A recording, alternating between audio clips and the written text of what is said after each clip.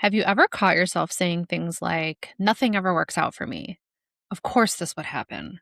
Why is life always so hard? I used to say those things constantly. Not because I wanted to be negative, but because my nervous system genuinely believed that was reality. When you've lived through trauma, disappointment, abandonment, chronic stress, or years of surviving, your brain becomes really good at predicting more pain. It thinks it's protecting you. But here's what I've learned. Eventually, you start speaking to yourself from the version of you you're becoming, instead of the version that only knows survival. One sentence started to change everything for me. Things are always working out for me as they're meant to. And at first, I didn't believe a word of it. Welcome back to Wild Mind, Rooted Heart. Let's dive in. I think people misunderstand affirmations. They think you're supposed to lie to yourself. Pretend everything is perfect. Smile through suffering. And that is not what I'm talking about. I'm talking about giving your brain another possibility. Our brains are prediction machines.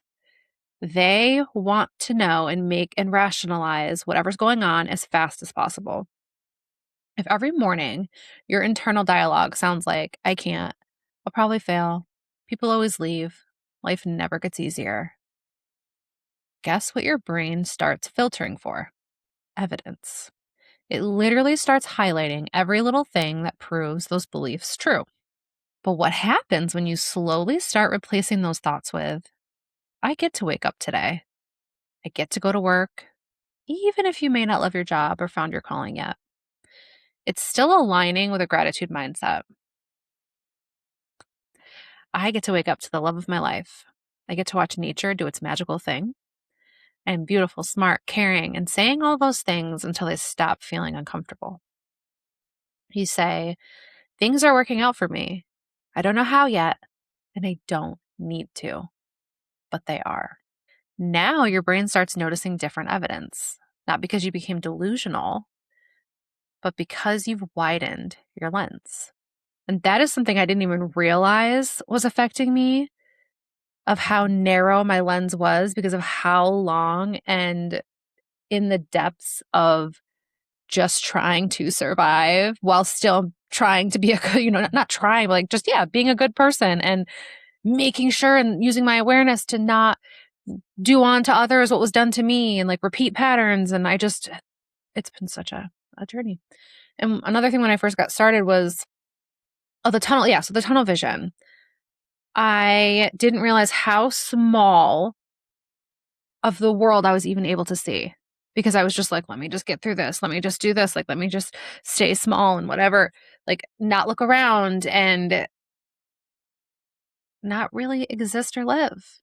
And through regulating my nervous system, through finding my voice, through exposure therapy, through opening my heart up, through taking chances and learning to just trust and believe in myself, and that what's meant for me will find me and opportunities are always out there.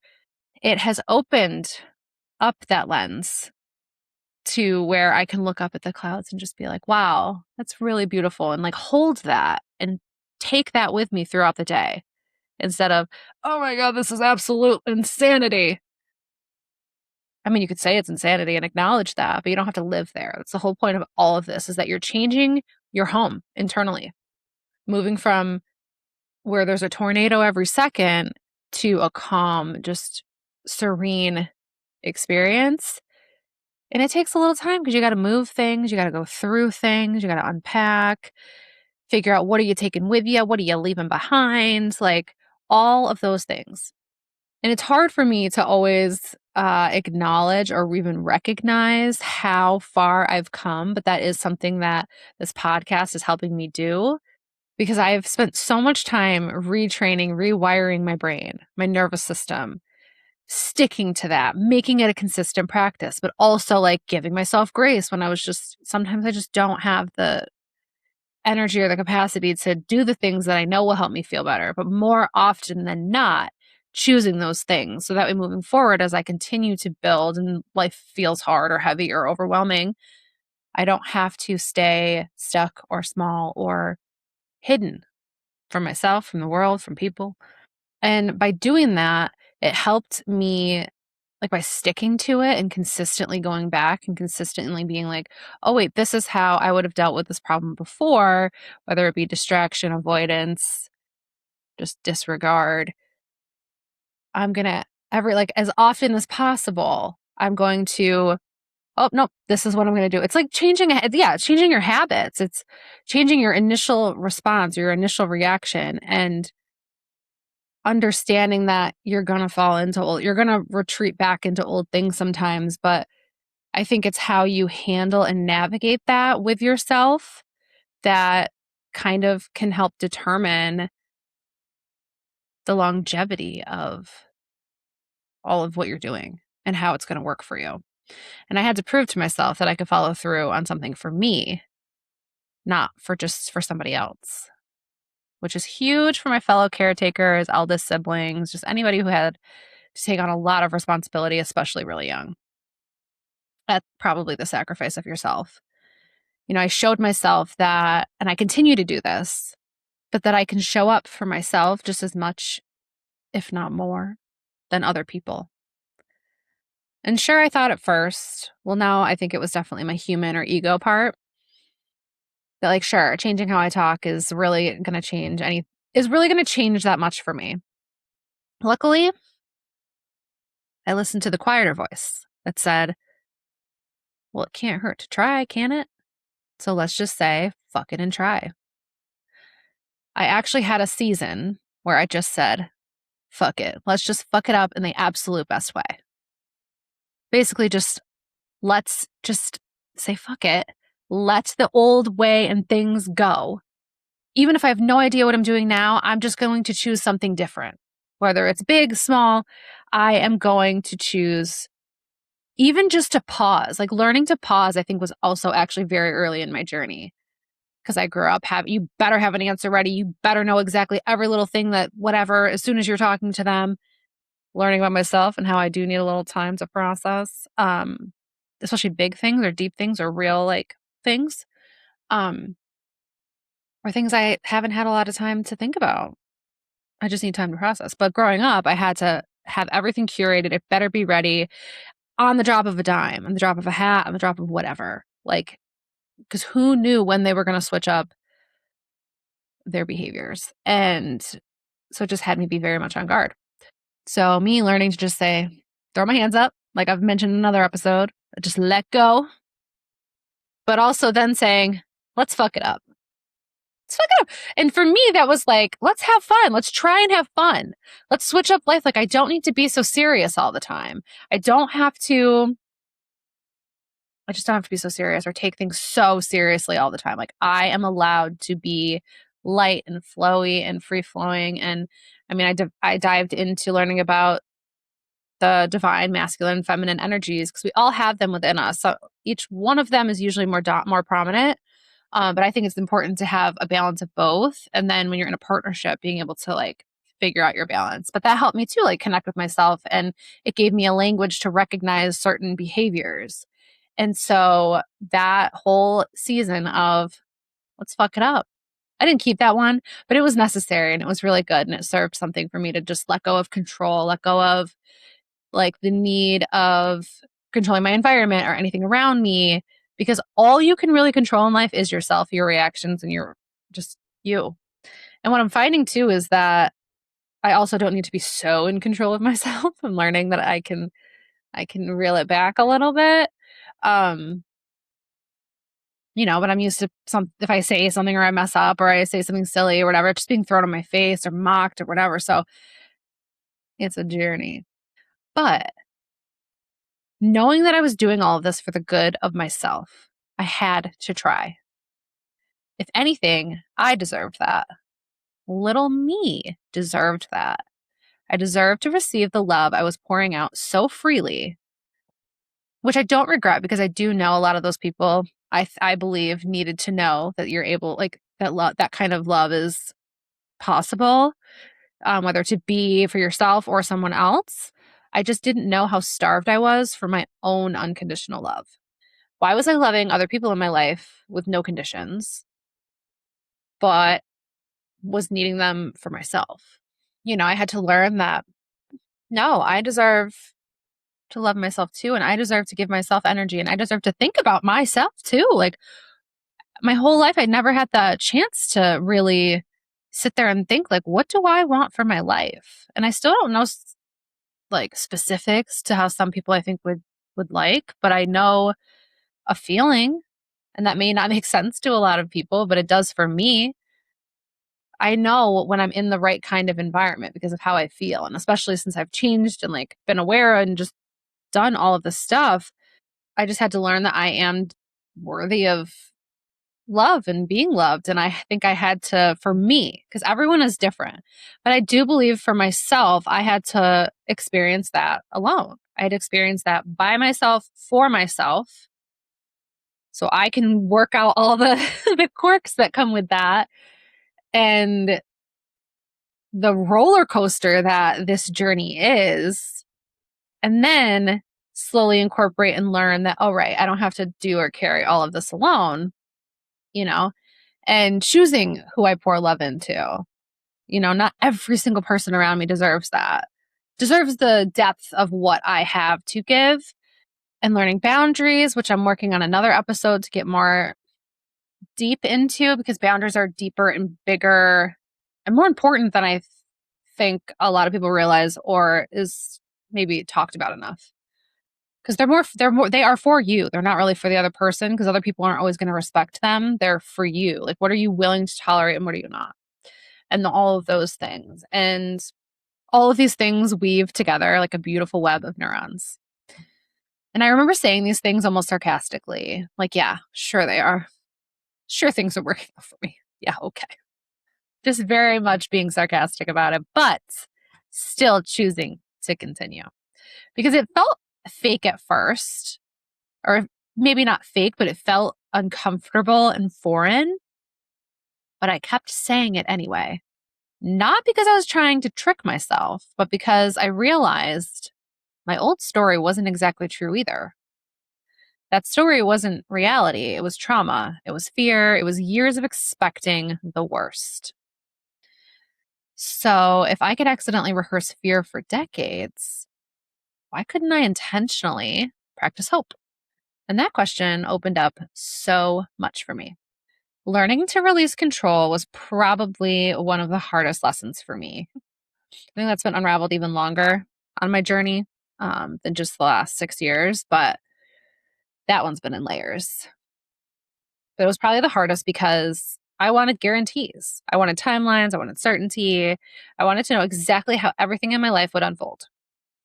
When would I find love? When would my health improve?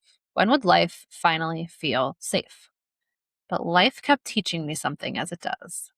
Control and trust cannot sit in the same driver's seat. The tighter I held on to outcomes, the more anxious I became. The more I tried to force life, the more exhausted I felt. Eventually, I started saying, I don't need to know how. I just need to keep showing up. And that tiny shift gave me so much peace. And I decided to do a practice every single day or as often as possible. I started with different things. And because I think a lot of times we're like, okay, I need to flip my whole life upside down, do all the things at one time, like affirmations, gratitude journaling. I need to work and move my body. I need to eat healthy, like the cleanest I can eat. I need to, and this again is from experience and many trial and error. Start small. Pick one thing that you think could be the most impactful, or the one thing that feels like it's ticking you the most, or it feels maybe the scariest, but or the most uncomfortable, and then start there. But I got introduced to the absolute best music by one of my sisters, and it just sent me down a full rabbit hole. That would actually help make these practices feel less like a task and more like a passive enjoyment. I already listen to music of all sorts pretty much 24/7. So, in learning how much of what you're consuming and feeding your brain is what I say a lot, whether it be what you're reading on social media, what articles you're reading, the music you're listening to, the shows and movies that you're watching, they all have an effect on your nervous system and how we think, feel, believe, and act. Why wouldn't music also be a part of that? I think it's really important to have different tools for yourself to help pull you out of a funk. Yes, it's important to have community and people who care to support you, which I'm still learning how to trust and receive and believe all of that comes with that. But I'm much better than I used to be. I just know as someone who I just also know that it's not another person's responsibility, but also someone isn't always going to be able to be there to comfort or support you in the way that maybe you need. And so it's really important to be able to self soothe, fill your own cup, regulate your own emotions, be able to bring yourself down a little bit. Sometimes we need help if we're like way up here. And like sometimes I just am like, I just need someone to hug me. Or like my weighted blanket, I'll just lay that on me and just until my nervous system can go, then I can begin to rationally think. So it's again, my weighted blanket. If I was with a person, I'd be like, just give me a hug, just like hold me for a minute, just hold on, like just squeeze me. Like that's just how I know when I'm holding too much. Yeah, it's important to have little things for yourself to what helps bring you back down to your baseline. Knowing those things are important too, like whether it is for with other people, because I'm still learning how to receive from other people, and that and then not even knowing what I need, because sometimes I know I'm still learning, but then asking for that need or stating that need and making it clear or make sure they understand or that I'm making sense. Because sometimes I get so in my head that I'm like, because asking for a need to be met is scary. I didn't have them met growing up. They were not. I learned that in therapy and she said that to me repeatedly. And I was like, yeah, but, and I would just dismiss it. And then one day I was like, oh, like she would tell me what basic needs are that humans need to be, to be met, to not live in a state of survival or your nervous system to be in survival. And that was very eye-opening for me. I kind of realized like, oh shit. Okay.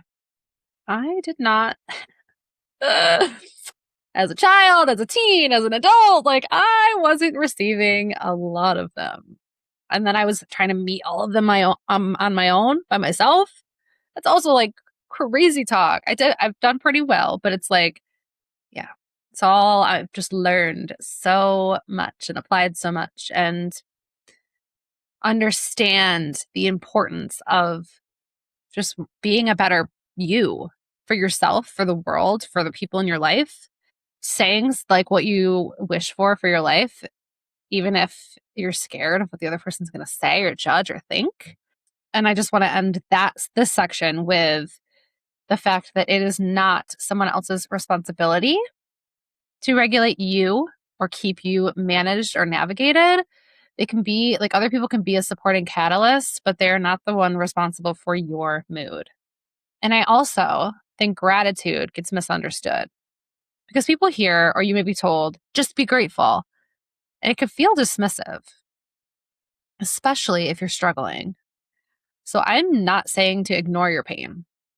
I'm saying don't let pain become the only thing your brain notices. Some days my gratitude list is huge. Other days it's I got out of bed. I ate breakfast. The sunset was beautiful. My body got me through another day. Because sometimes gratitude isn't fireworks. Sometimes it's just finding one candle in a dark room. Practicing gratitude intentionally is another thing that really changed things on my journey. I will preface with saying that I am someone who was conditioned to just be grateful. And honestly, I did always naturally find ways for gratitude, even if it was just I survived, I lived, I'm alive, I'm still alive. Like even if I felt like I wasn't worthy of that, I would still acknowledge that part of it. Or, okay, they calm down for a little bit. We can breathe for a second. Like I've always luckily been able to find a light in the dark, but at some points I didn't necessarily believe that was safe to hold on to. So I would just see it enough to keep myself going to the next little step or thing that I had to do in my life. But there is, and the other thing is, I think there is something to, or something that shifts and maybe strengthens when we do things with an intention. I remember how silly it felt to write down 3 things a day. I did that practice for a while. I had a journal and I just wrote down 3 things because I was like, one of my favorite things, especially because it was like during like COVID and all of that. And I was like, if you have time to scroll, I have time to do this. Like I really started doing timers and setting like 5-minute things, 10-minute, 30 minutes for just all different tasks and systems that I was building for myself as someone who's very neurodivergent. And I can be very scattered. I hate clutter. Like I don't mind things being lived in, right? I used to be way like, because of again how I grew up, which it's so interesting and funny how complicated that is because they only cared to clean when people came over. Otherwise, it was like whatever. But then wanted us to keep the house clean, and they didn't do anything and whatever. So I've come a long way. I used to be so OCD and like this has to be exactly where I put it. I still like things to be where I put them or have a spot for things. I like things to have a place because it helps my brain to be able to kind of chill and not be like like so active because it's already active. I like to do things to make it simpler for myself and put systems in place. So I was doing that while doing all of this other stuff. And so doing things with intention, and I started the journal. I would write down 3 things a day that I was grateful for. Some days it felt really easy. Some days it was really hard. And it feels embarrassing to admit that I couldn't find 3 things in the one day, but it's because I was like, that's too small. That feels silly. So I worked through like judging myself for observing like for being grateful. But I worked through that and let go. And that's a lot of conditioning that ties with that stuff too. Because especially with like social media, everyone only posts the good things, right? Or they'll post a lot of their bad and just a lot of people want pity. But I don't know. I'm not interested in like big grand things. I'm more interested in like things that matter, things that are like the small things add up more than the big. So if you can change your mindset, do the gratitude journal to pay attention to more of the little things. And the more that you gather of those days when things are really hard or heavy or deep or dark, you're going to have more to pull from by paying attention to the little things. And I know people like will roll their eyes at that or be like, you know what, actually, you're right. That makes sense. But it's something that's so small and so simple that we can easily do. Some days on my journal, I just wrote, I'm grateful to have Maisie. Because I realized like how lonely I felt for most of my life just because I never really felt seen or understood or like, there's no curiosity about me. Everyone just liked me to be curious about them and learn about them and get the attention of my aura, which I've learned through human design. People like that. Learning just how much people do like to talk about themselves. I think it's good to find a balance. But yeah, so I just recognized how lonely I was. I just remember most days I would write down how grateful I was to have Maisie. And especially on the days when I would be the most frustrated with her. Because I don't know, it's like being a parent. It really like having her and going through that just really, I don't know, it changed and awoke something in me that I needed. And I think maybe that's the baby I needed in my life. And, I'd write down if I ate a good meal or if I just ate in general, just getting out of bed. It doesn't have to be big grand things. It could be my coffee was perfect today. A little kid smiled back at me. I got to read a few pages of my book. It can be anything that made you breathe a little bit better. Because it's the point of getting your mind to eventually naturally notice these things more than the bad. Because perspective is more important than people give it credit for. There will always be a balance of good and bad, light and dark, whichever wording you want to use. What are you going to turn yourself, your energy, and your own light to? To be lit up more or stay in the dark? And the thing is, it's up to you.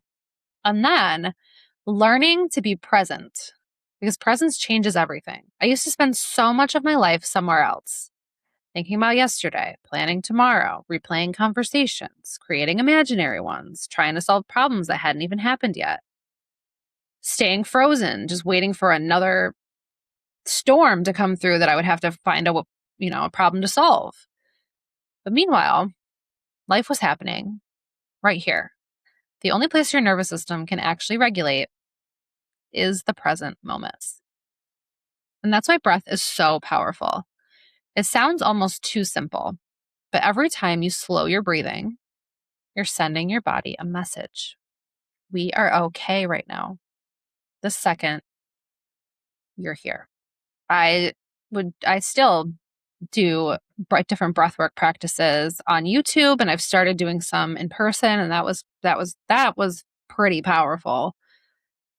As someone who hasn't felt a sense of community of people, of like-minded people in like the spiritual practice and just the way that I think and see things, it was almost overwhelming at first, but it was really, really powerful. But I do so much stuff with YouTube, breathwork, yoga, meditation, even looking back to when I basically lived at the gym outside of work. Like I'd go to the gym after work and just work out for like 2 hours. And I would get to a point. It's so funny because I remember mentioning this in therapy one time. Because as we were doing different practices, which also she taught me how to do tapping, which I don't utilize as often, and I would like to get back into that. But yeah, tapping. And it would do this when we were doing certain things, and I was doing things as I was researching and trial and error and finding things that work for me or how, different states that I'm in, what's going to help, and so much. Because I was going through a lot, I was being triggered a lot. Like therapy is triggering. You're bringing up things that like are really hard to deal with. And then I'm alone, like picking myself up every day. Like it's a lot. It was a lot. It was really hard. And I feel like I'm still kind of getting myself up, picking myself up from all of that, or like learning how to walk again is what kind of feels like. Um, but I remember when I would work out and I would be either on the elliptical or the treadmill. I just would I don't know. It was this thing. I wouldn't have a set time of how long I was going to be there because each time I would get to this point at different timelines. But basically, what I learned is that I was so dysregulated that I would just be on the elliptical or the treadmill and just walk and just breathe until it's this feeling I could feel in my chest. And I just would like have this breath of like, oh, like, I don't even know. It was just this sense of whatever. And my therapist like I remember her sitting there for a while and she was like, you were like, you were regulating your nervous system. Did you know that? I was like, I had no clue. I just know that I would chase that. Like I would just try to find things that would give me that sense of like breath, like I could breathe again. And for most of my life, I've had different points of focusing on my breath, like to the point where when I was very young, especially after my mom and my sister's dad like split up, I just remember things feeling so like there was a lot of stuff that happened in that. And I was really young. And just things just again always felt super chaotic. And I had one of my uncles, which he didn't realize how my brain was, but at the time had told me if you didn't hold your breath the whole time you're driving through a cemetery, like the spirits would come home with you. Okay. So as someone who was like, oh, and I just believed people because I assumed they wouldn't, why would they mess with me? Why would they lie to me? And then I learned like my whole family, that's what they just want to mess with you. I don't know. It's exhausting to have to be on guard all the time. I love a good joke and like being playful, but like just being mean like that is just annoying. But so wherever we went, there was always a cemetery the one way getting in and out of where I lived. I'd hold my breath. And then it started to, and this is how like I knew I had anxiety as a kid or just different way of thinking or doing things or trying to keep myself down here. Each time there was a electric pole, I would like hold my breath in between and just do these things to feel more in control of my breath. I don't know how to explain it, but it's just so odd of a thing. And throughout my life, like focusing on breathing, I didn't even know I was intentionally doing it, but that's the kind of amazing thing about our bodies and survival is that it is in there, even if you don't know. But there were times I would be so like just angry or sad or scared that I could black out and just completely like just not exist here. Like I would just be out. I'd be gone, checked out. And then I would have a few moments by myself where I could breathe and I'd be like, okay, we're safe. And I would just like, again, just like, I still to this day now, like intentionally will shake stuff off if I feel like, ugh, I don't like this feeling I just got from someone or something. But I heard something more recently, in the last couple of years, that said, if you focus on your breath, you can survive and get through anything. And so it's a simple, free tool that we have within us that we can utilize to help be present and see what's actually happening, not being in such a fast state that we let our mind just make up whatever it needs to rationalize and calm the body. And I would never sit here and say or tell you that life suddenly became perfect because it didn't. I still had hard days, financial stress, health struggles, grief, confusion, but something inside me became different. I stopped assuming everything was happening against me, and I became curious. Maybe this delay is protecting me. Maybe this ending is creating space. Maybe this relationship is teaching me. Maybe I'm becoming someone I couldn't have become otherwise. The circumstances didn't always change immediately, but I did. And eventually, my life started reflecting that. And practicing things like that in real time, such as you're stuck in traffic or you're hitting every red light when you're already running late, you berating yourself, which I did for so long, isn't actually helping you or your nervous system. You're still going to go where and get where you need to get to. The other person can't hear you screaming at them in your car. And don't get me wrong, this is not saying don't feel what you need to feel. Because sometimes I'll get mad. I'm like, you know what? It's a place to direct anger that's stored sometimes, right? You can just get mad, but then I'm not going to stay in that state anymore. And that's the thing too, is learning you don't have to live in your prior states of being, or when you can learn to separate certain emotions from the home that they lived in to being a space that like something that just comes in and leaves, like they know it doesn't have to stay with you forever, is super helpful. Because again, we can't control anything outside of ourselves. That includes traffic, that includes other people, that includes just anything. Being a human and being like, oh crap, I forgot I needed gas. Whoops. Oh, snap. I got to stop and grab something. Like it's okay. And I think other people feeling so entitled to your time and precision is exhausting too. Because I understand and recognize that everybody is human. There's a difference in people who just clearly don't give a shit. It's like they're still showing up. That I think is a piece that we should be grateful for. Not enough people are. Maybe that's because I didn't have a lot of anyone showing up for me. So if someone does, I appreciate that. And my whole message in general is that nothing is meant to be perfect. Choosing peace, gratitude, changing your way of being doesn't mean you're shutting off your emotions. Feeling them is incredibly healthy. It's about having the tools to help you, if needed, bring yourself back to what will eventually become your new baseline for your nervous system. I used to feel extremely chaotic. And that's what I knew and what I thought I had to continue with in order to survive. And then one day, when I woke up, and I realized the work I'd been doing had shifted something in me, and it continues to do so. So if you're listening today and life feels uncertain, borrow my belief until yours grows stronger. You don't have to force yourself to believe everything is amazing all the time. Just try this every morning, every night. Whenever fear shows up, say, things are working out for me, even if I can't see it yet. I trust that what is meant for me is finding me while I continue becoming the person meant to receive it. Take one slow breath, look around, find something you're grateful for, and then come back to this moment. Because your life isn't asking you to predict the future. It's asking you to be here. And maybe, just maybe, everything really is working out in ways you can't even see yet. And I'd love to know, What's one sentence you've started telling yourself that changed your life? Or what is one sentence you're choosing to believe before you fully feel it? Leave it in the comments. You never know who needs to borrow your hope for today. Thank you so much for spending this time with me. Take what resonated and anything that didn't, let it settle. If you've been enjoying these conversations, be sure to follow or subscribe wherever you are listening or watching, and share this episode with someone else who maybe needs a little encouragement to believe. And as always, keep your mind wild and your heart rooted. We will see you for the next one.